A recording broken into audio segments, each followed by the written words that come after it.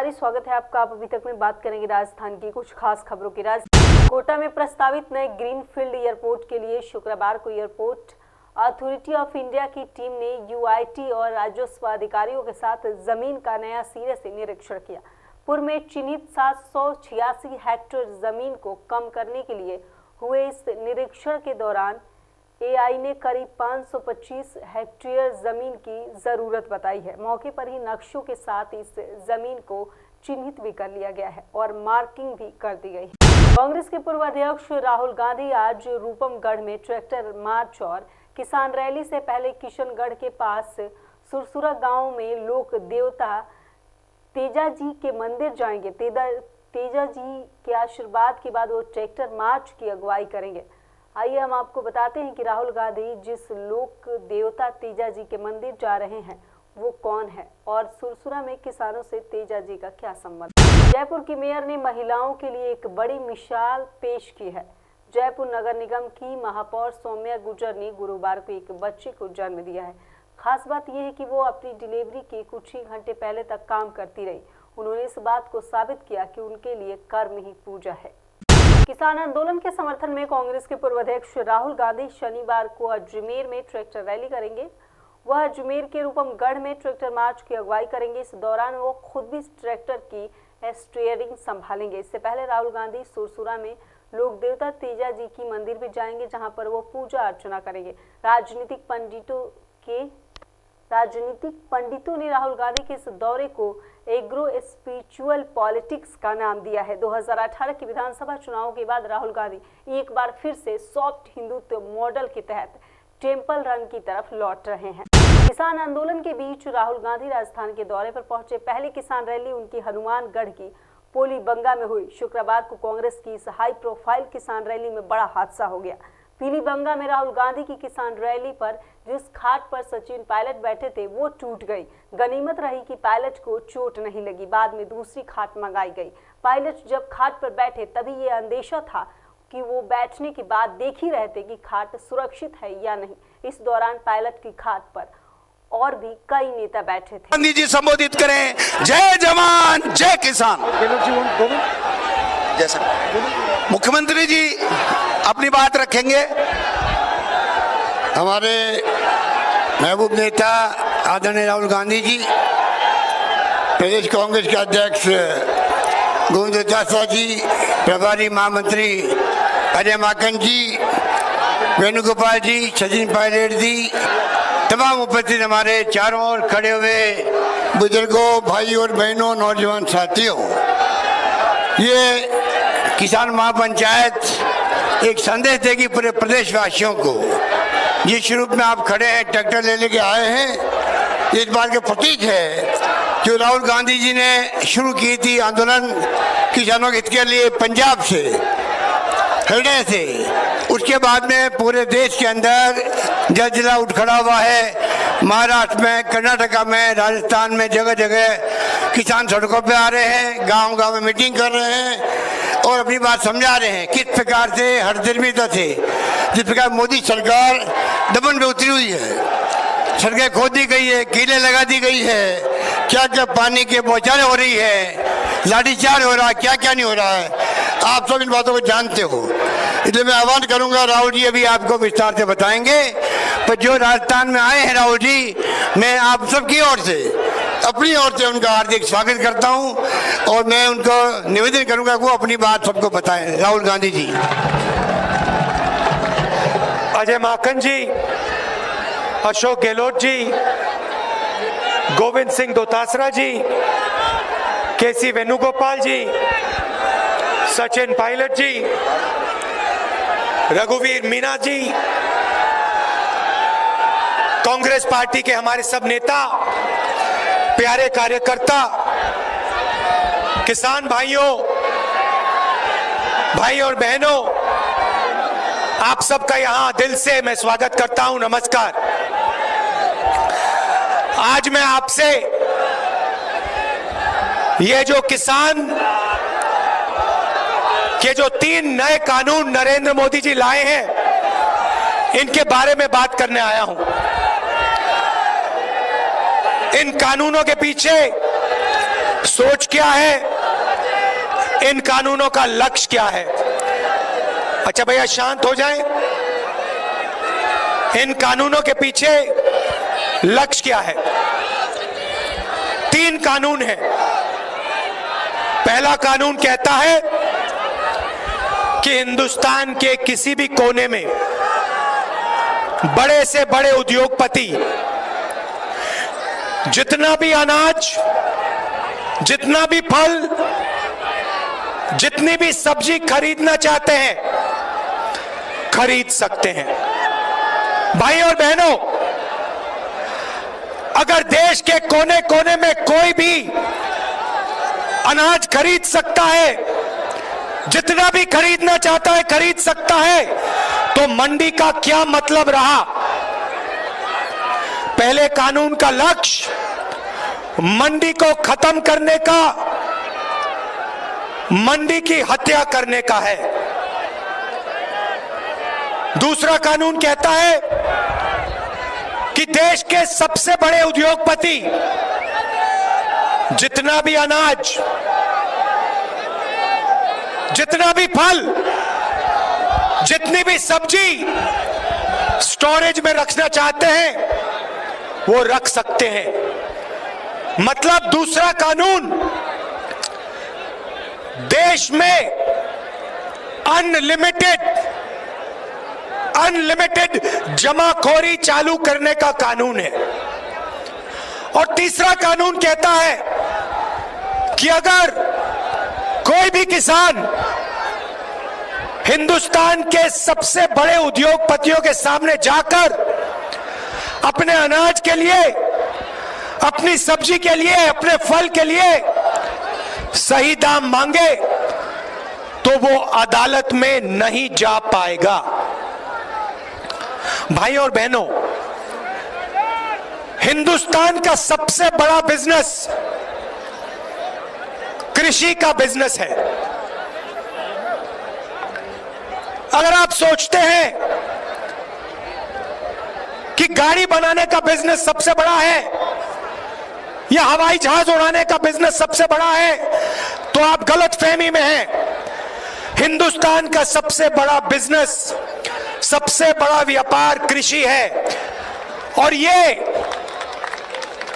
सबसे जरूरी बात सुनिए, 40 लाख करोड़ रुपए का बिजनेस है, दुनिया का सबसे बड़ा बिजनेस है। और यह बिजनेस किसी एक व्यक्ति का नहीं है। अगर आप गाड़ी बनाने का बिजनेस देखें तो वहां एक व्यक्ति महिंद्रा गाड़ी बनाता है, दूसरा व्यक्ति टाटा गाड़ी बनाता है, पूरा का पूरा धंधा उनका है। कृषि का बिजनेस ऐसा नहीं है। कृषि का बिजनेस हिंदुस्तान के 40% लोगों का बिजनेस है। इसमें किसान शामिल है, छोटे व्यापारी हैं, छोटे बिजनेस वाले हैं, मिडिल साइज बिजनेस वाले हैं, मजदूर हैं, ये सब इस बिजनेस के भागीदार हैं। अब नरेंद्र मोदी जी चाहते हैं, नरेंद्र मोदी जी चाहते हैं कि ये पूरा का पूरा बिजनेस उनके 2 मित्रों के हवाले हो जाए। कानूनों का यही लक्ष्य है। नरेंद्र मोदी जी चाहते हैं कि जो आपका है, जो 40% हिंदुस्तान का है, वो सिर्फ 2 लोगों के हाथ में चला जाए। और हिंदुस्तान का किसान कह रहा है कि हम मर जाएंगे मगर हम ये नहीं होने देंगे, कभी नहीं होने देंगे। और ये मत सोचिए कि सिर्फ किसान बोल रहा है, किसान के पीछे मजदूर खड़ा है, मजदूर के साथ छोटा व्यापारी खड़ा है। अगर नरेंद्र मोदी के ये कानून लागू हो गए तो याद रखिए सिर्फ किसान को नुकसान नहीं होगा। आज जो सड़क पे मूंगफली बेचते हैं, जो अचार बनाते हैं, जो चना बेचते हैं, जो रेड़ी पटरी पे माल बेचते हैं, रेड़ी पटरी वाले, ये सब के सब बेरोजगार हो जाएंगे। एक नहीं बचेगा, सब के सब हिंदुस्तान के सबसे बड़े उद्योगपति के लिए काम करेंगे। और देखिए, दूसरे कानून का लक्ष्य समझिए, दूसरे कानून का लक्ष्य समझिए। आज एक व्यक्ति, एक उद्योगपति हिंदुस्तान के 40% अनाज को कंट्रोल करता है। 40% अनाज उसके गोदाम में है। दूसरा कानून इसी व्यक्ति को 80-90% अनाज पे कंट्रोल दे देगा। और अब जो मैं कह रहा हूं उसको अच्छी तरह सुनिए। आने वाले समय में जब किसान अपना माल बेचने जाएगा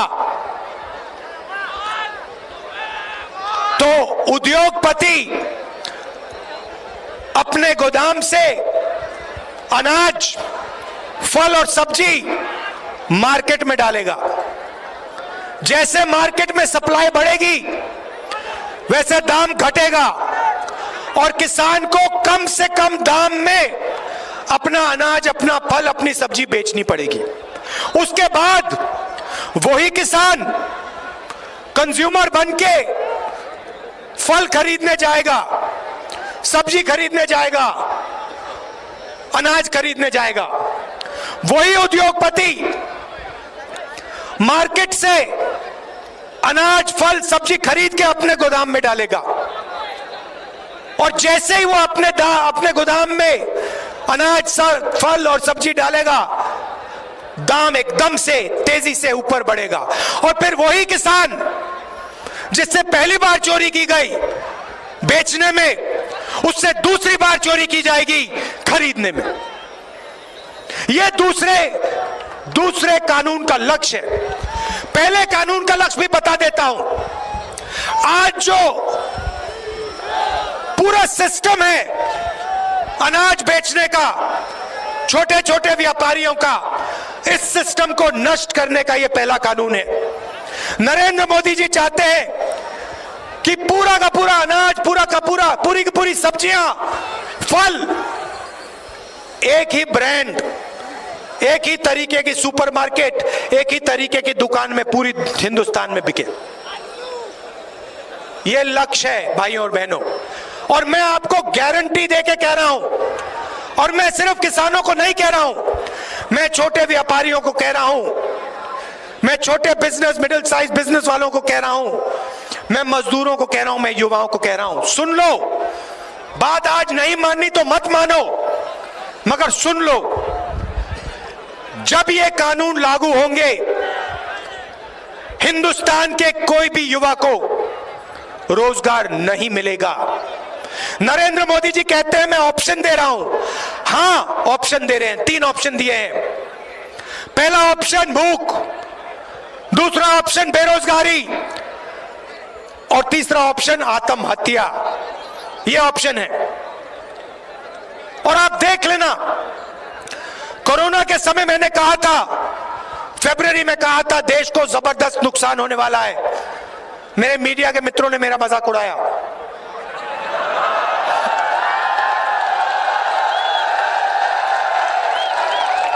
और फिर इन्हीं के घरों में, इन्हीं के परिवार के लोग बीमार हुए।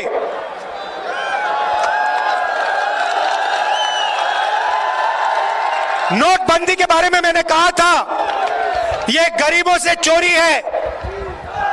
आपके जेब से पैसा निकालकर सबसे बड़े 2-3 उद्योगपतियों के जेब में डाला। जीएसटी के बारे में मैंने कहा था, यह छोटे व्यापारियों को, छोटे बिजनेस वालों को, बड़े मिडिल साइज बिजनेस वालों को मारने का तरीका है, उनसे चोरी करने का तरीका है। और उनका जो धंधा है, उनका जो काम है, उनका जो व्यापार है, उनसे छीनने का है और हिंदुस्तान के सबसे बड़े 2-3 उद्योगपतियों को देने का है। अब मैं कह रहा हूं, ये जो 3 कानून बनाए जा रहे हैं, ये हिंदुस्तान के सबसे बड़े बिजनेस को हिंदुस्तान के 40% जनता से छीनने का काम किया जा रहा है और देश को नुकसान होने वाला है। और इसीलिए यह सिर्फ किसान की जिम्मेदारी नहीं है, यह सिर्फ किसान की जिम्मेदारी नहीं है, यह मजदूर की जिम्मेदारी है, यह हर युवा की जिम्मेदारी है, यह छोटे व्यापारियों की जिम्मेदारी है, यह सबकी पूरे हिंदुस्तान की जिम्मेदारी है। भाई और बहनों, राजस्थान की कुछ खास खबरों में फिलहाल इतना ही। फिर मुलाकात होगी कुछ नई ताजी खबरों के साथ। तब तक के लिए नमस्कार।